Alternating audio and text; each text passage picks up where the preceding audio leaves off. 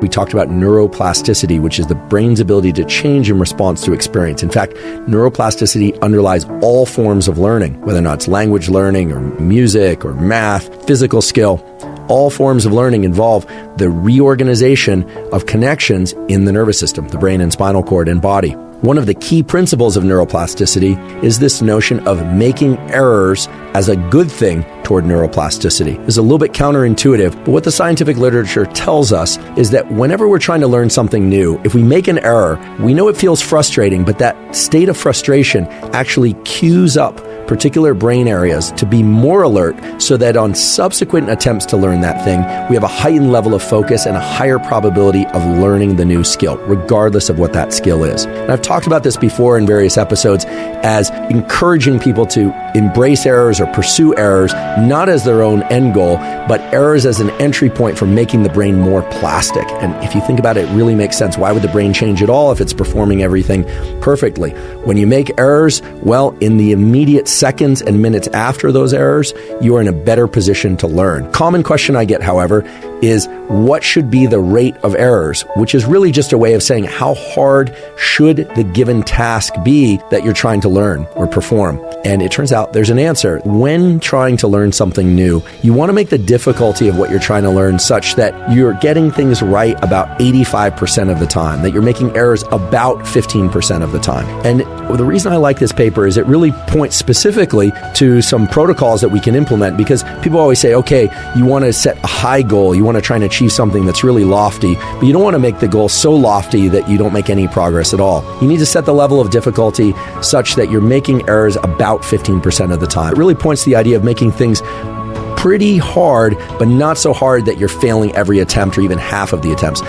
Failing about 15% of the time seems optimal for learning.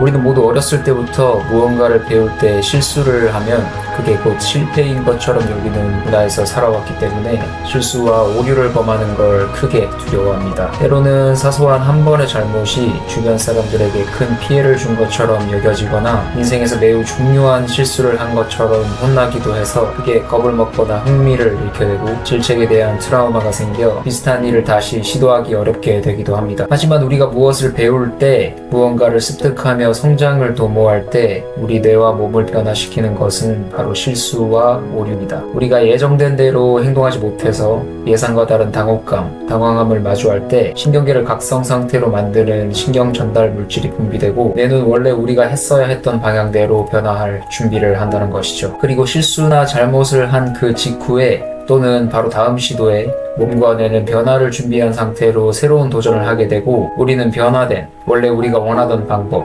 원하던 기술, 원하던 정신 상태를 갖게 된다는 겁니다. 앤드류 휴버만 교수의 말처럼 오히려 우리가 무언가를 완벽하게 해낸다면 뇌와 몸은 변화할 이유를 찾지 못하게 될 것이고 변화의 동기를 찾지 못하면 성장과 발전은 딴나라 이야기가 되겠죠. 뇌의 가소성을 기반으로 한 신경계와 뇌의 변화는 25세까지 가장 활발하게 일어납니다. 운동이든 언어든 조기 교육이 가장 큰 효과를 보는 이유죠. 실수와 잘못된 수행을 많이 하며 성장해야 하는 어린 시절에 새로운 도전에 대해 두려움을 한번 갖게 되면 변화를 위해 시도할 용기를 잃게 되겠죠. 저도 지금처럼 성장 마인드셋을 갖기 전에는 사람들 앞에서 또는 스스로 실수하는 게 참 창피하고 부끄러운 일이었는데 휴버만 교수의 저 팟캐스트를 듣고 난 뒤부터 실수를 두려워하지 않을 수 있게 됐습니다. 오히려 실수를 하거나 오류를 범할 때엔 지금 내가 더 성장할 수 있는 조건이 됐구나, 내 몸과 내가 이 일을 더 잘 할 수 있는 방향으로 바뀌고 있구나 라고 생각하게 되었고 더 과감하게 도전하고 시도할 수 있게 되었어요.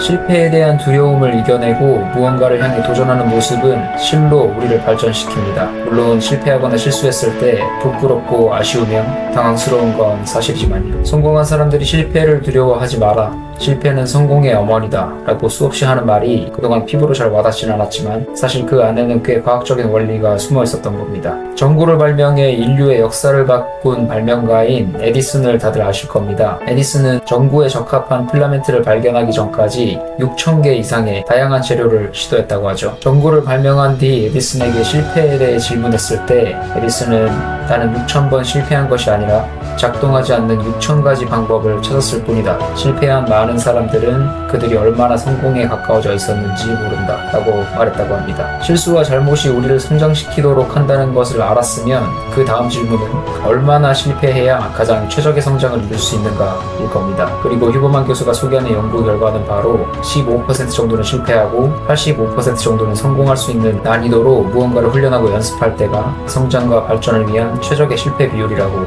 말합니다. 여러분이 도전하는 순간들이 너무 쉬워 대부분을 성공한다면 뇌와 몸은 변화할 이유를 찾지 못할 것이고, 반대로 그 순간들이 너무 어려워 대부분을 실패한다면 동기부여를 잃거나 변화할 방향 자체를 찾지 못하게 될 겁니다. 결국 80에서 85% 정도는 성공하고 15에서 20% 정도는 실패하는 적당한 실패가 있는 난이도의 도전과 어느 정도의 실수를 안고 가는 시도가 우리 신경계와 뇌를 변화시키는 겁니다. 실수는 성장에 있어서 필수입니다. 발전하는 과정에서의 슬픔과 당혹감을 성장통이라고 부르는 이유가 우리가 잘못과 오류를 범하며 느끼는 당황스러움과 창피함이 결국 피할 수 없는 통증이지만 우리를 성취에 한 발 더 가깝게 하기 때문이겠죠. 목표를 향해 달려가는 길에서 마주치는 좌절감과 쓴맛이 결국에는 여러분을 변화시킨다는 사실을 인지하고, 실수와 잘못을 저지를 때마다 내가 올바른 성장의 길 위에 있구나를 되뇌이며 꾸준하고 성실하게 노력할 수 있는 하루하루를 보내시기 바랍니다.